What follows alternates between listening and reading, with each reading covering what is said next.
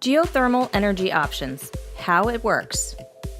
Geothermal heating and cooling works by tapping into the constant heat source that is found 5 feet below the Earth's surface. In the Northeast, this temperature is approximately 53 degrees.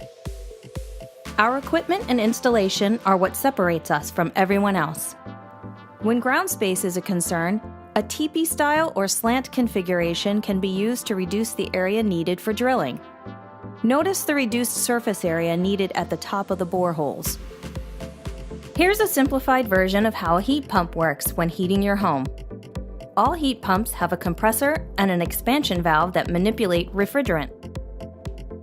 A refrigerant has 2 phases, gaseous and liquid. Refrigerant works on the basic principle that if you raise the pressure, you raise the temperature. If you lower the pressure, you lower the temperature.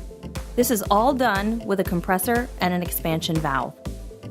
Let's say the refrigerant starts its journey in its gaseous state and enters the compressor at 30 degrees. The compressor compresses the gas, which increases the pressure and raises the temperature to 160 degrees. The refrigerant travels to a coil where a fan blows across it.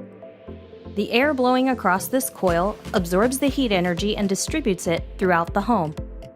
As the refrigerant leaves the coil, it condenses back to its liquid state and moves toward the expansion valve at 85 degrees. The expansion valve is basically like a dam with a small hole.